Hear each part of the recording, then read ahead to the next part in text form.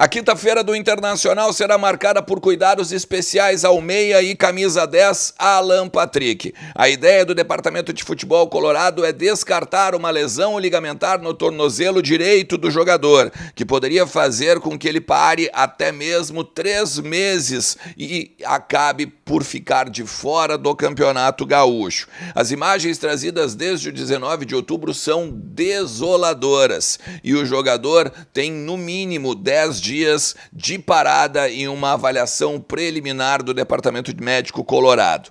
D'Alessandro fala à beira do gramado sobre a arbitragem e as polêmicas vindas desde o Clássico Grenal. E o Internacional, com a vitória por 3-1 em Ijuí, acaba com a melhor campanha do estado no momento. Quem será que vai decidir em casa? A gente vai falar sobre isso e vamos trocar uma ideia sobre os bastidores do Inter desde o norte do estado. Então tu sabe, fica comigo depois da vinheta.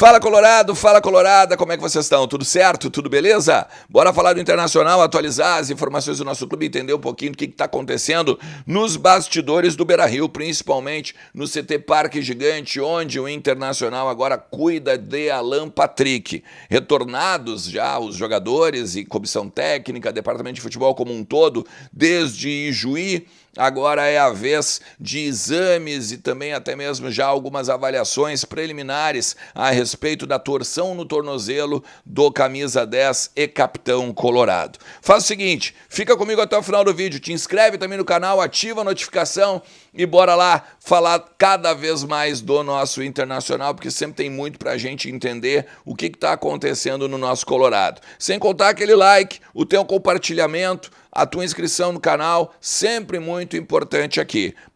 Conteúdos para kto.bet.br, a melhor casa de apostas do Brasil que está te esperando com um site totalmente reformulado, com um sistema novo, validação de login. Cara, tá demais a KTO. Chega junto lá para te divertir, porque KTO, cada jogo é único. Lembrando, se tu não for maior de 18 anos, não entra no site, beleza? É um ambiente de adultos. Bom, vamos lá. Primeiro de tudo, o Internacional garantiu, né, a primeira colocação do grupo B. Ele não consegue mais ser passado pelo Caxias, mesmo que perca para o Monson no final de semana. E eu estou falando, claro, matematicamente. O Caxias empatou o seu jogo, está com 13 pontos, enquanto o Inter está com 17. As definições também nos outros grupos, o Grêmio é o primeiro com 14 pontos e o Juventude é o primeiro com 16 pontos, isso do grupo A e C, respectivamente. O que falta agora, tá? A questão do melhor segundo, que pode ser o Caxias ou pode ser o Ipiranga. Tudo depende. O Caxias teria de vencer o seu jogo contra o São José no Estádio Centenário e o Ipiranga teria de vencer o Grêmio na última rodada agora também, lá em Erechim. E o que isso acarretaria? Se seguir o natural, a tendência, né, de o Inter vencer, o Juventude vencer e o Ipiranga, por exemplo, ou o Caxias aí vencerem seus jogos, o Inter pode pegar ou o Caxias ou o Ipiranga, sendo o primeiro colocado geral, ou então o Juventude poderia pegar o Caxias ou o Ipiranga, dependendo do que acontecer no jogo do Internacional. O Grêmio ficaria em terceiro colocado, praticamente aí pegando o segundo colocado, que pode ser ou o Internacional ou o Juventude. Vou voltar a dizer, né? Tudo isso em cima da matemática, uma vez que a gente acredita, claro, né, que o Inter vai passar pelo Monson, vai confirmar, e aí vai fazer os 20 pontos em cima dos 24 a disputar, né, ou disputados aí no Campeonato Gaúcho. A vantagem é que o Inter aí define em casa, né, tanto na semifinal quanto na final. E lembrando que os pontos ainda continuam. Então, conquistou vitória na semifinal, nos 2 jogos, por exemplo, 6 pontos a mais na classificação. Dependendo do que acontecer, o cara, mesmo não sendo o primeiro da classificação geral ou o segundo da classificação geral, pode vir a disputar em casa a final a partir do que acontecer na semi. Beleza? A grande questão é que o time do Roger Machado teve uma dificuldade, um pouco, né, de dificuldade no primeiro tempo. O Inter, acredito que quando faz o 1-0, tentou administrar um resultado que ainda não era tão favorável, né, cara? Porque com um gol é complicado.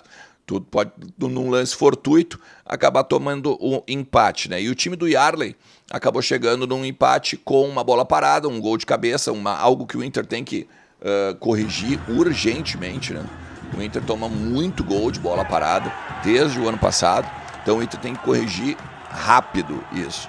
Gostei do Vitinho, não gostei do Ronaldo na posição que o Roger colocou ele ali, né? Mais aberto, mais saindo da volância, deixando o Fernando lá atrás e o Ronaldo fazendo às vezes ali de Thiago Maia ou até mesmo de Bruno Henrique, né? Então não gostei. O Wanderson no segundo tempo foi melhor, né, que o Wesley. Borré no segundo tempo com o Alan Patrick até deu uma crescidinha de produção muito leve, mas também jogou mal, né? O Alan Patrick acabou basicamente bem marcado e aí a partir dali também os outros jogadores tiveram a abraçar a responsabilidade do jogo. Se a gente olhar a imagem do gol, tem uma falha meio que da dupla de zagueiros, né?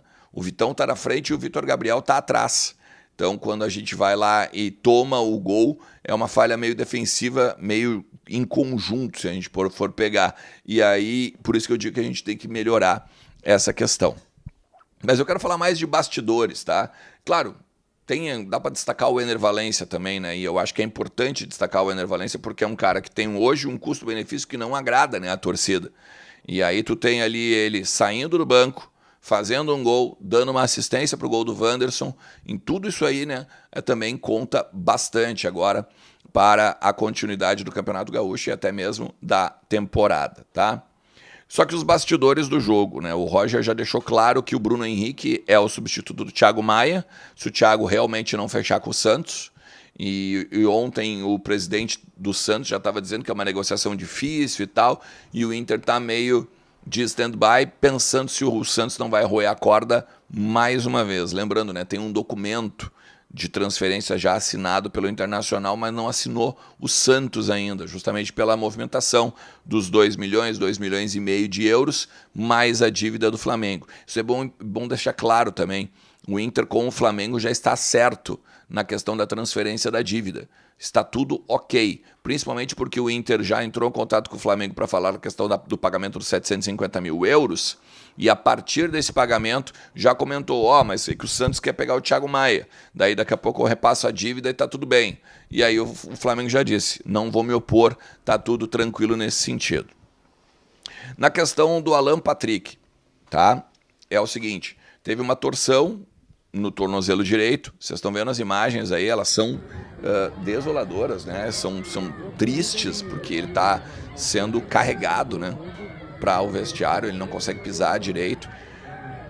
Não descartam ainda uma lesão ligamentar, mas numa avaliação preliminar é só a torção, tá? Conversei com algumas pessoas do departamento médico, muito semelhante ao que aconteceu lá atrás, né, com outras lesões também que eu falei, principalmente na questão do Gabriel Mercado e as questões envolvendo também outras lesões um pouco mais graves que saem, né, da questão muscular. São avaliações sempre preliminares a partir do que o atleta vai dizendo, né? Senti dor isso, senti dor aquilo, e tá também em cima, né, o conhecimento médico do departamento de futebol do Inter como um todo. Então, assim, 10 dias, uma parada, ou já deixa ele meio que de stand-by para a questão da semifinal, tá? E aí a gente tem que ver agora a partir da confirmação oficial, né, do que o Inter vai passar oficialmente. Na questão antes do jogo, tá? Do D'Alessandro. O D'Alessandro concedeu uma entrevista que eu tenho que parabenizar a direção do Internacional e na figura do D'Alessandro, tá? Tinha falado aqui outros momentos, outros conteúdos, que o Inter levou meio de sangue doce, né? O clássico Grenal, no sentido do bastidor, no sentido do condicionamento da arbitragem. E dessa vez o D'Alessandro foi lá e deu nome aos bois, inclusive, né? Citando e confirmando as informações que eu trouxe aqui já também, de que o Inter pediu para ouvir o VAR, que o Inter entrou com uma representação junto à Federação Gaúcha, que o Inter está preocupado com a questão do Daniel Bins. E até, se for olhar, O dirigente do Juventude também, no microfone, numa entrevista, também citou o Daniel Bins a respeito do ano passado ainda, né, quando ele não vai lá e chama no VAR numa questão envolvendo o Gilberto lá na Arena na final. Ou seja, se o cara erra no ano passado na Arena, na final, o cara erra agora no Clássico Grenal, ou está envolvido em polêmica, precisa daqui a pouco fazer uma reciclagem, foi o que o D'Alessandro pediu, né? Para que daqui a pouco, até mesmo para preservar o próprio profissional.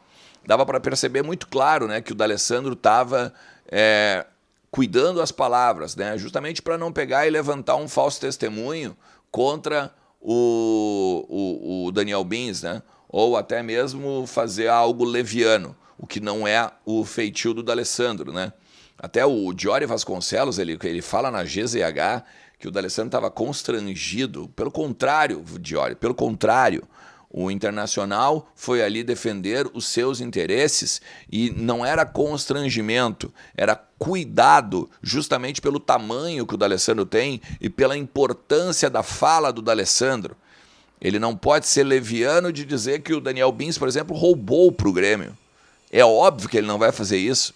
E até mesmo as palavras que ele usou, ele estava cuidando, ele é argentino, por mais que ele conheça o Brasil e esteja no Brasil há muito tempo, tem até algumas palavras que ele não sabia, por exemplo, ele chegou, como é que é mesmo? Aí falaram, condicionamento, ele isso aí, condicionamento, ou seja, ele estava cuidando o que ia falar justamente para que daqui a pouco o TJD não quisesse aparecer aí em cima de uma fala dele ou qualquer outra coisa que pudesse vir a ser punido o Internacional. Está certíssimo o D'Alessandro em ir ao microfone para esbravejar contra a arbitragem da Federação Gaúcha de Futebol. Está certíssimo o Internacional em defender os seus direitos e principalmente querendo ou pedindo idoneidade dentro do Campeonato Gaúcho. Valeu? Se tu chegou até aqui, te agradeço demais. Não te esquece, aquele likezinho ajuda pra caramba o trabalho, o compartilhamento e a tua inscrição no canal. Vamos seguir defendendo o Internacional aqui sempre, principalmente contra esse condicionamento de arbitragem que a gente está vendo que está acontecendo desde o início do Campeonato Gaúcho. Valeu? Tamo junto, forte abraço. Tchau.